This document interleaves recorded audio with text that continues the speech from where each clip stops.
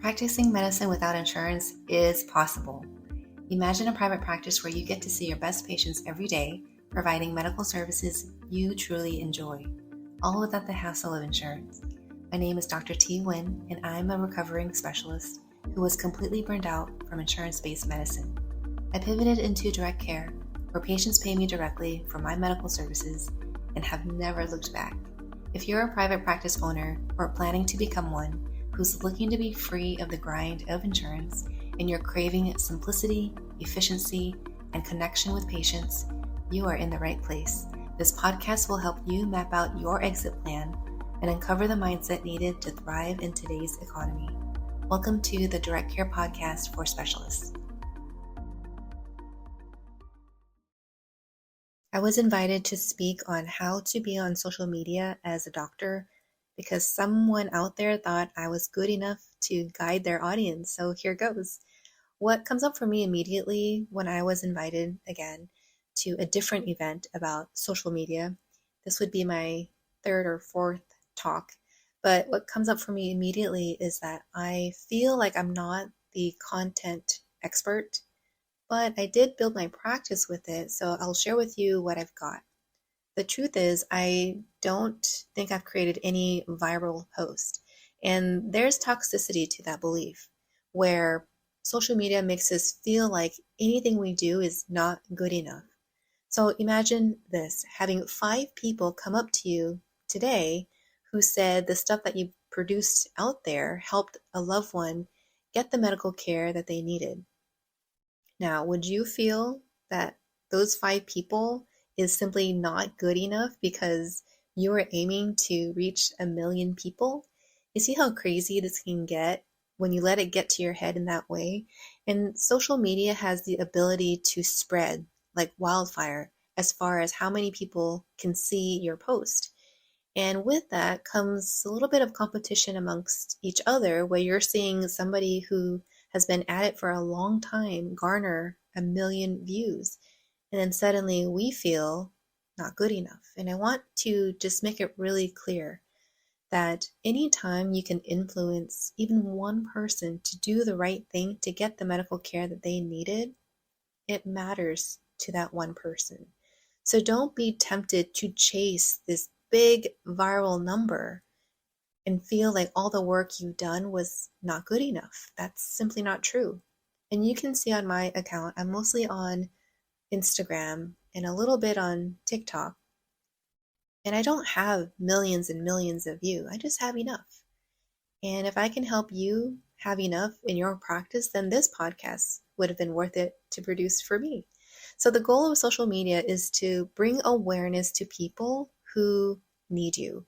And I don't know if you know this, but a lot of people don't know which doctors to go for what.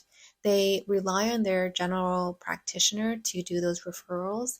And so oftentimes patients aren't sure where they're supposed to go, or they rely on their GP, who also may have limited knowledge as well. We don't know the situation that they're in, but you know what you know. And so it's your job, it's your duty as a community service member to educate those who might need you, who would not otherwise know that they do need you. So the intent of social media, as far as I see it, is not to attract random people, although that will happen, but it's to intentionally show up and create messages that will resonate with the people that you are trying to help. Those people are out there and they don't know you exist. And the only way for them to know you exist is if you put yourself out there. And how we used to do this was we would open our business, have a sign that we're accepting new patients, and call it good, right? This day and age, there's just way too much competition for that. So if you really want to stand out in your private practice or in your personal branding, even if you're employed, but you want to be known as the expert of your specialty, social media is a really great way to do it. It's totally free. You just have to invest with your time. And also the byproduct of being on social media is being able to connect or reconnect with people who you might have known in the past, or colleagues. Like for myself, colleagues are seeing the work that I do and they reach out to me and ask me to speak for their audience, for example. And there's been an abundance of other opportunities that I would have never had if I didn't put myself out there. So my intention with social media was to educate in a way that felt most authentic to me. Realize that I'm talking about what makes it work for me. I'm not trying to show up as somebody else because somebody else has already been taken. I want to do stuff that is fun for me and it feels good to me too.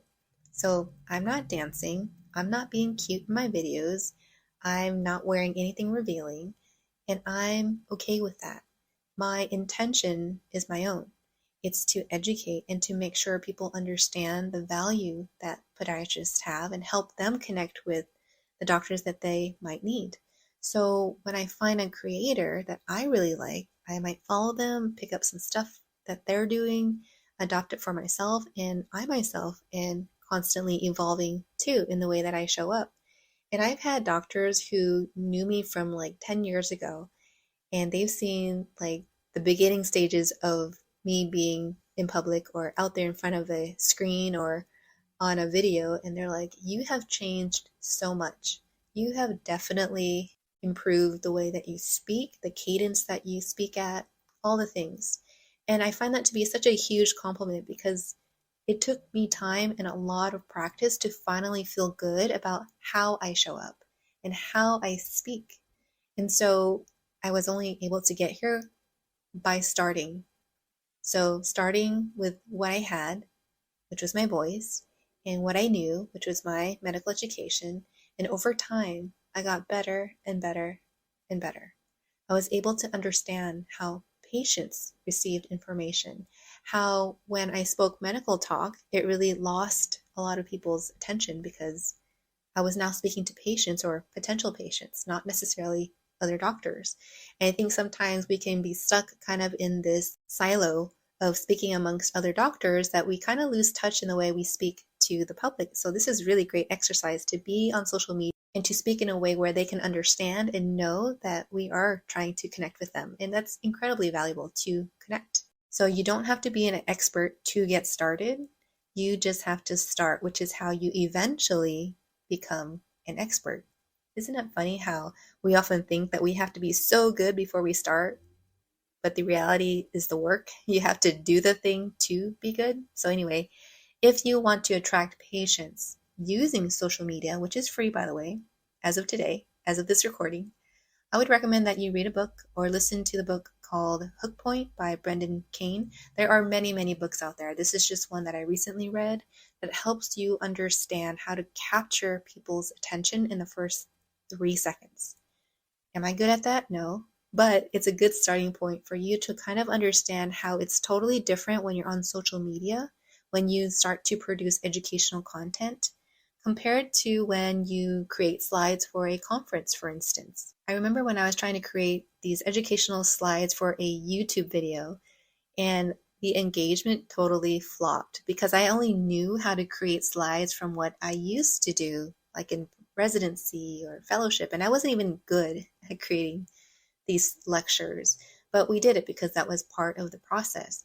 And I did the same thing using YouTube, but I realized that the only people who really watched my video throughout were people who already knew me. So they were my loyal patients. And I had already gained their trust. And I was trying to capture more attention, but because I did not know the art of YouTube, I did not know how to capture people's attention that way on that platform. It really showed in my numbers. So in order to be online, you have to learn how to first capture their attention, especially people who don't know you, and then provide valuable content. So just to be clear, I am not on YouTube that much. I'm not good at YouTube, not an expert at all, but I do suggest that you look at the content there by other doctors and decide if that's something you want to master. There is a craft to it. There's got to be good lighting. You got to have a good microphone. You need to have good content. It needs to be edited well and just overall be an excellent presentation for it to really show up on the search function when people are using YouTube to ask their question. People are using YouTube second to Google to look for answers to their questions. So I think it's a good place to be. I'm not there. I've learned from experts on how to do it, and it's just mentally too much for me. So just footnote that. I'm not on YouTube, but I do think you should invest in YouTube yourself. Why? Because YouTube offers long form, and the people who stay on long form content tends to be the best kind of patient because they are really investing in learning about the thing that they're having a problem with versus short form, which are Instagram, TikTok, where the clips are short, maybe a minute or less, and it's not really going to engage people all that much. And most of the time, people are just kind of scrolling through, waiting to get that dopamine hit to find something to stop at. So, long form is for very invested people, which is YouTube, which is why it's a good place to be. And then short form is a place where you can start practicing being on YouTube because you don't have to have a full setup to educate. Educating could be as little as a post or 1 minute video, which is what I typically do. So, depending on the platform that you're on, different spaces require different setups. But without going to all the details, where do you actually start to be on social media if you're not there already? Or if you're there, but you're not intentionally using it to your advantage, here's what you can do in 5 steps. Number 1, choose one platform that you already use and study the people who are on it, other creators, other doctors, other educators, and see what they're doing that has garnered your attention, and maybe adopt some of their tips and tricks too. Number 2, decide what you want to talk about. I personally suggest to be informative, educational, or tackle misinformation, for example. You can keep it light, that way you're not scaring people to death. Back in the day, marketing strategies did include scaring people to death, and these days, you kind of want to be a little bit more subtle and be more informative because people will gravitate to that a lot better compared to somebody who is chronically feeling like they're going to die. That's just not the kind of material that I think is worth producing. Because then you just end up being a fear monger, and that's kind of old school, to be honest. And I don't want to be that type of person. So, number 3, use language in the patient's voice. So, for instance, people don't come to me saying, I have purulence. What is purulence? You want to be so concise and easy to follow so that they don't find an excuse to leave your page. So if you want to say something, think about it in the patient's point of view. Do you have pus coming out of your nail? It could be an ingrown toenail. So the language that I choose to speak is so simple an 8th grader can understand, even though my audience isn't intended to be anyone younger than 18, right? But the idea is people's minds, they don't want to be confused. They want to be entertained and they want easy, consumable information. So using the patient's voice, words that they would use, is to your advantage. We're no longer speaking from physician to physician unless that's your intention with your social media. So if you are trying to talk to other medical professionals, like if you're going to be on LinkedIn, for example, then yes, it would make sense to use medical language. But if you're going to be on social media to attract patients, speak in their voice. This brings me to number 4, which is deciding who you are speaking to. For me, I'm speaking directly to the patient. If I happen to get other doctors, that's really awesome. But my intent in social media is to educate people who don't have a medical background and maybe they don't know what signs to look for when it comes to their foot health. And if your intent is to connect with other doctors, then make sure that you're in a place where they are. So LinkedIn is a good example where it's business to business or doctor to doctor who could become your patient. And that's kind of how I see LinkedIn, for example. When I'm on LinkedIn, I'm talking about direct care. I'm talking about how physicians can improve their practice and so on. So that tone is going to be very different from when I'm on TikTok educating the general consumer about foot health. So just decide who you're speaking to because that's going to help you decide where you'll be and which platform you'll be on so that this eventually all makes sense down the road.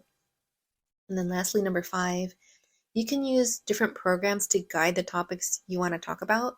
So you can go to answerthepublic.com and see what people are asking on Google when they type stuff in. What are the most common questions that are being typed in? And then use that as a prompt for your video.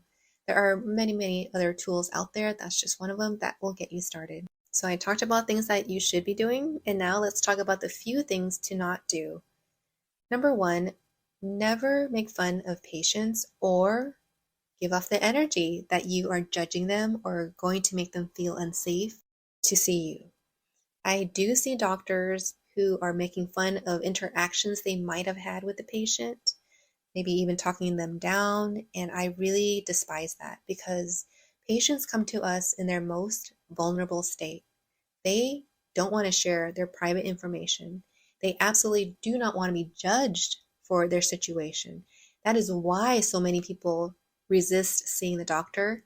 It's already a terrible place for them to be. And to feel like they are going to be judged or being made fun of because they simply did not know is really not cool. So I make it a priority to ensure that what I talk about online is not going to make them feel unsafe. That's all there is to it. I do know doctors that do that. They use humor as a way to attract viewers. If it works for them, it works for them. But for me, I certainly will not be doing that, and I do not advocate doing that. You never want the patient to feel unsafe in your care at their most vulnerable state. That's just a personal policy that I have. The second thing that you should not be doing is releasing any private patient information. I have been pulled into a legal case where a doctor did use online medium to violate HIPAA, basically, because the person gave a negative review and the doctor threatened this and that. And it was a whole ordeal, and it happens more than once. So don't admit to anything about the patient. Don't show images, x-rays that might have their personal information. Just be very mindful about what you're releasing online, because once it goes online, it really never gets deleted.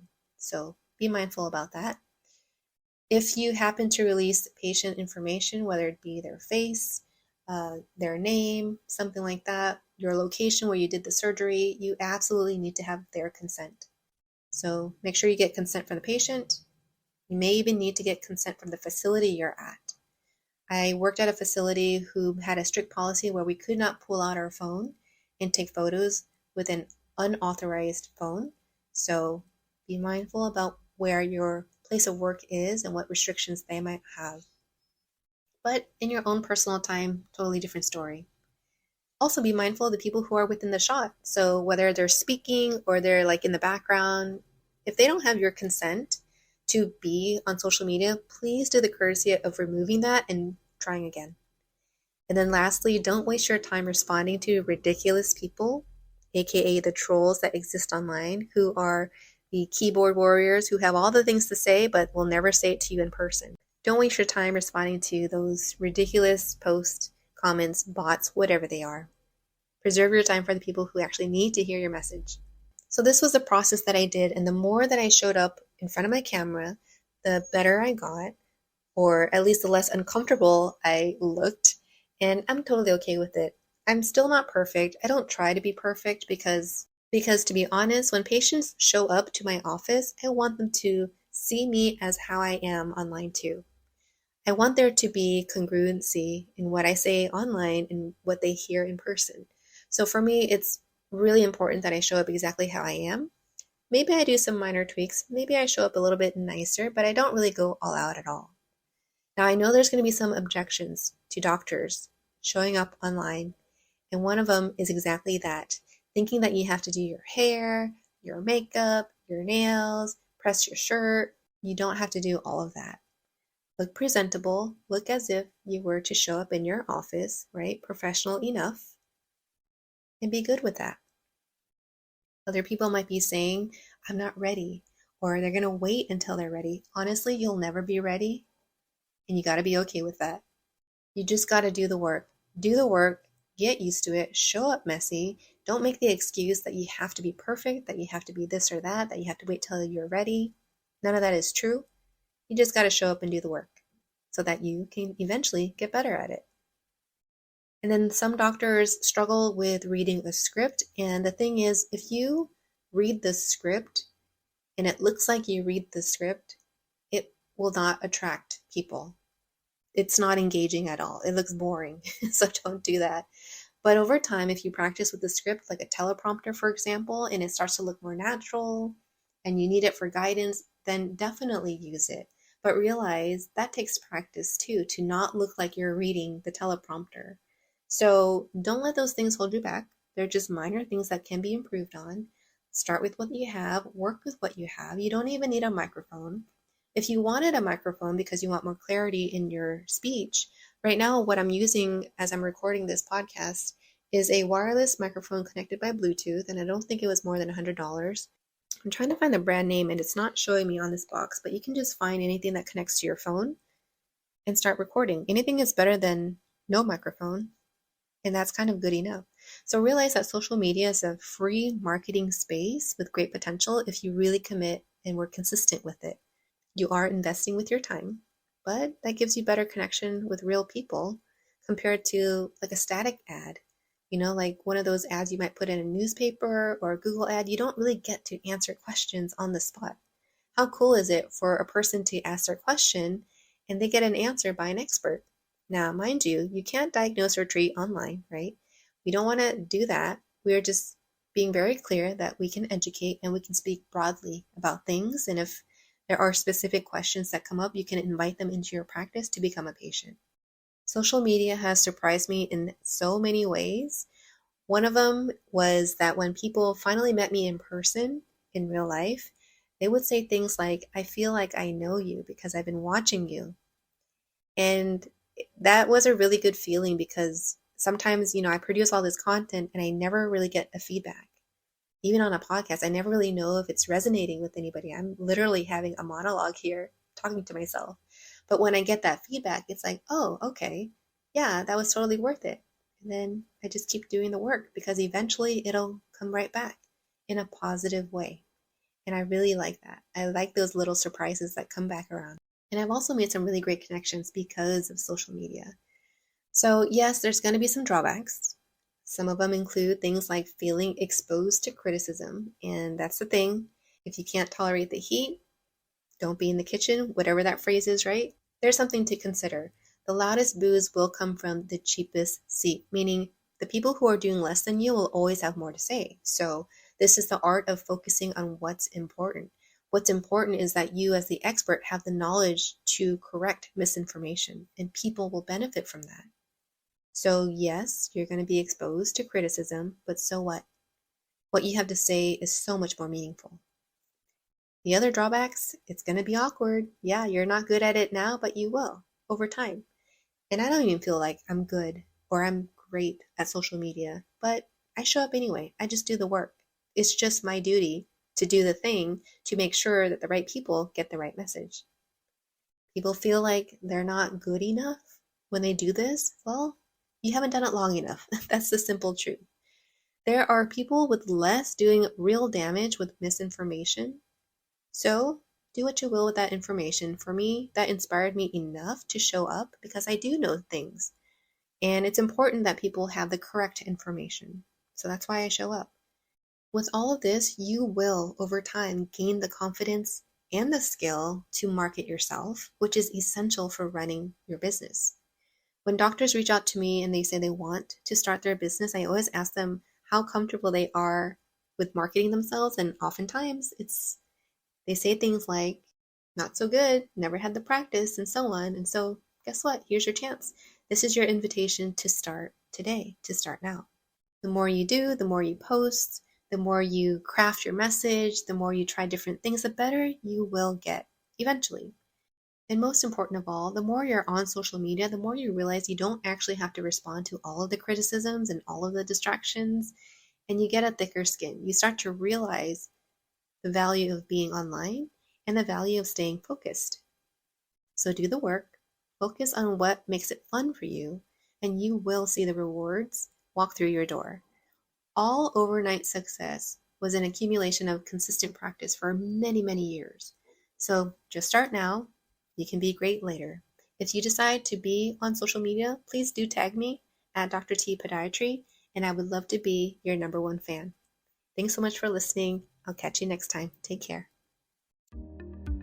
If you enjoyed this episode, please give it a review. and share it with a friend so more doctors can learn about direct care. Let's keep the conversation going on LinkedIn so we can help more doctors escape insurance and thrive in private practice. Thanks for listening. I'll talk with you next time. Take care.